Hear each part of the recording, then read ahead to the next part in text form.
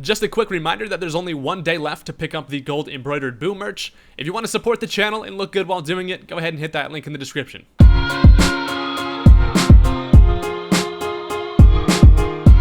What is going on, guys, and welcome back to another Pokemon Ultra Sun and Moon Wi-Fi battle. Today, I've got a match against the one and only TheKillerNacho. If you're unfamiliar with who he is, essentially, he's a Wi-Fi battler that's been around pretty much as long as I have. He started uploading around 2009, I think, when I started my YouTube channel. So this man's been around, and he is actually one of the first kind of channels I subscribed to be honest. So we have battled a handful of times in our long YouTube careers, but we haven't in a very long time. So we decided to hop in a nice UU match here, and this turned out to be a really good one. It comes right down to the wire. So from looking at the team preview, I do notice that he's got some pretty big threats with Gliscor.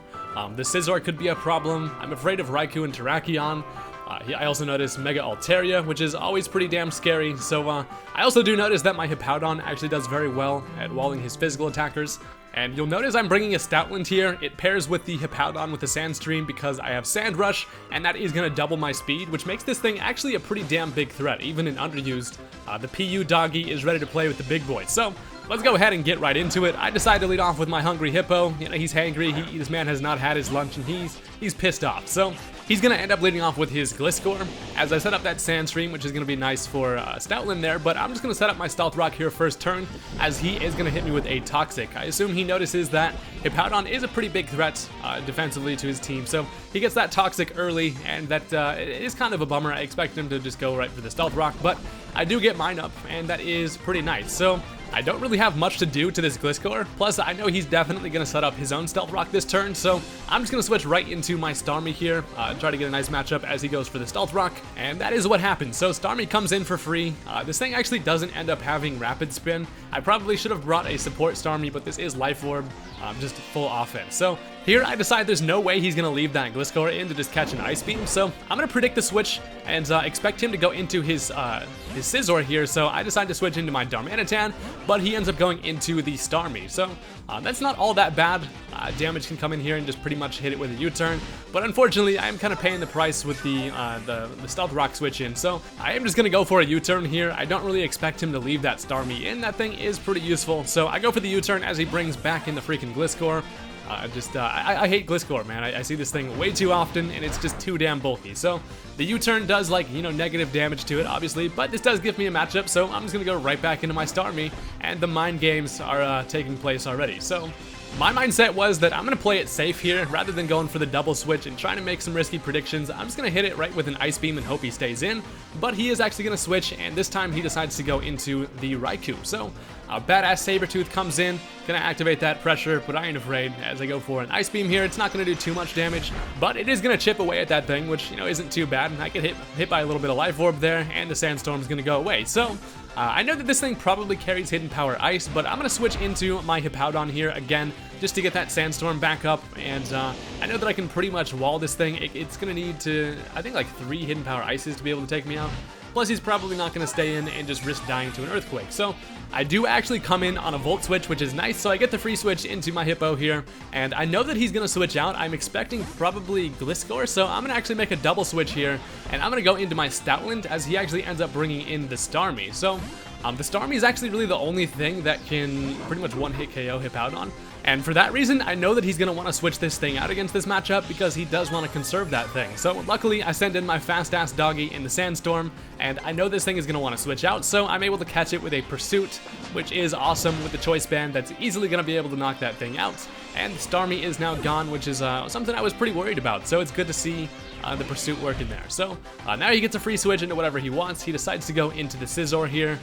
Not too big of a deal. I'm just going to go right back into my Hippowdon. This thing can't really hurt it unless it ends up being like Swords Dance, but even then it would take a good couple of hits, as he's just going to go right for the U-turn, which knocks me to half. So he gets a matchup here, and he decides to go into his Altaria, which I'm actually pretty afraid of. This thing can Mega Evolve and then start going for Dragon Dances, and that could be pretty bad. So I'm going to eat some leftovers over here.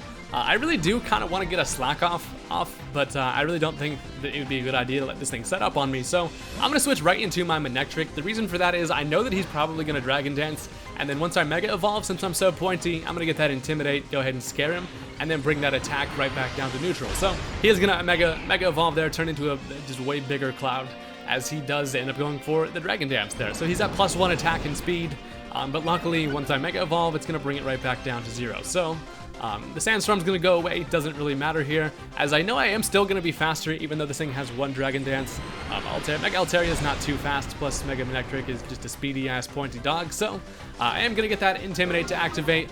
It's unfortunately not going to be enough to be able to live an Earthquake from it, but at least I can get a Hidden Power Ice off, which is going to knock that thing down pretty low before I go down. So he goes for the Earthquake here, and that is going to be able to knock me out. That does kind of suck because Manectric would have been very useful later on in the match, but there wasn't really much else I could have done against this Altaria. But at least now at this point, I got this thing whittled down, so it should be easier to take care of. But I do need the Sandstorm up, so I decided to switch back into Hippowdon here, so that way I can bring in freaking Stoutland to be able to outspeed it. But then I forget that these things always carry Roosts, and he pretty much just gets that Hidden Power Ice damage right back. So freaking Manectric paid the price, and I do go for an Earthquake here, just trying to knock it out, but he went for the Roost, so it brings him back down to the pretty easily killable range from anything of my fast Pokemon like my Stoutland or my Darmanitan.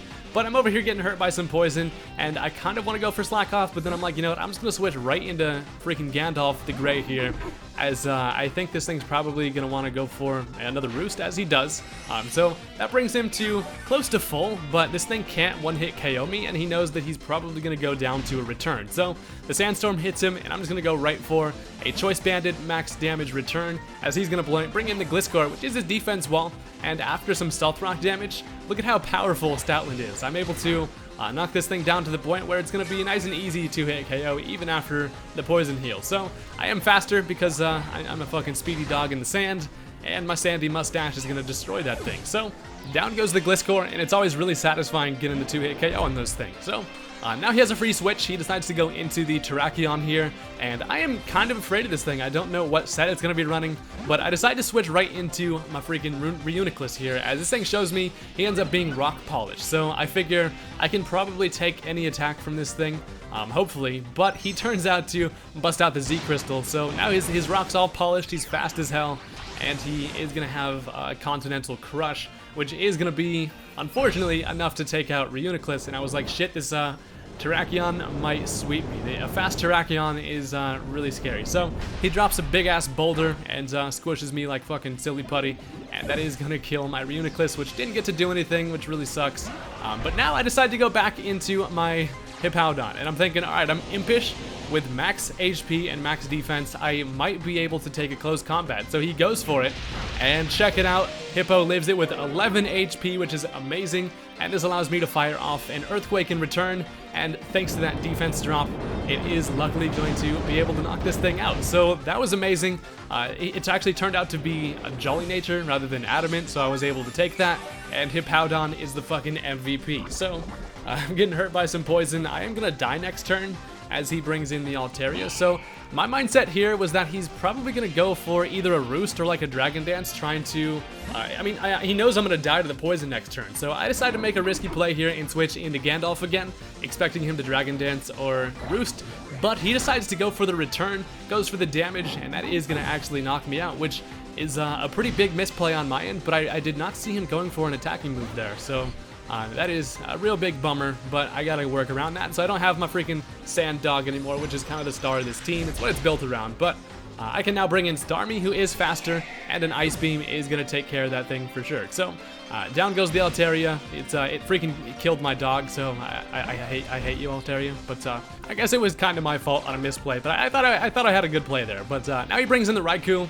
I'm actually gonna switch out here. I'm gonna go right back into Hippowdon, basically just to die, so that way I can switch in my Darmanitan after that. So I died to some Stealth Rock, but that's fine. Hippo, you did your job this match. I probably should have conserved that thing and gone for some Slack Offs at some point. It probably would have been more useful, but anyway, now I can bring in my Scarf Darmanitan. I know that I'm going to be able to outspeed Raikou, and his last two Pokemon are going to be this Raikou and the Scizor. So I've got Starmie and Darmanitan left, and it's looking like there's a solid chance that I can win this. So I go for the Earthquake. It is going to knock that thing out, and all that is left is this Scizor. So it all kind of depends on what set this thing is. So gets hurt by some Stealth Rock, and he is going to go for a Bullet Punch here. I know that I can take it even if he's Choice Banded, and from that damage it's going to knock me down to 2 HP, which is insane, and that allows me to fire off an Earthquake, but it's not going to be able to do enough and I didn't see any life orb damage, so that tells me, you know, it's definitely going to be choice banned. So he goes for one more, and it's going to take care of damage, but all I have left is going to be my Starmie, and I really got to kind of just hope that I'm able to live a bullet punch. But the Stealth Rock is going to knock me down to 37, and it's the moment of truth. He goes for the bullet punch, and unfortunately, Starmie is not going to be able to take that. The Stealth Rocket and the Life Orb recoil really got the best of me there. It really added up, but that was super close. I think he had just the right amount of damage to be able to take me out at that health. I think if I didn't get hurt by Stealth Rock, I could have been able to take that and finish it off with a Hydro Pump. But either way, that was a really insanely good match. It came right down to the wire there, and we always end up having some pretty good battles. So you should check out his channel. His link will be in the description. He always posts some good battles if you're into that type of thing. And yeah, thank you guys for watching. Go ahead and hit that subscribe button if you want to see some more Wi-Fi battles. And yeah, peace out.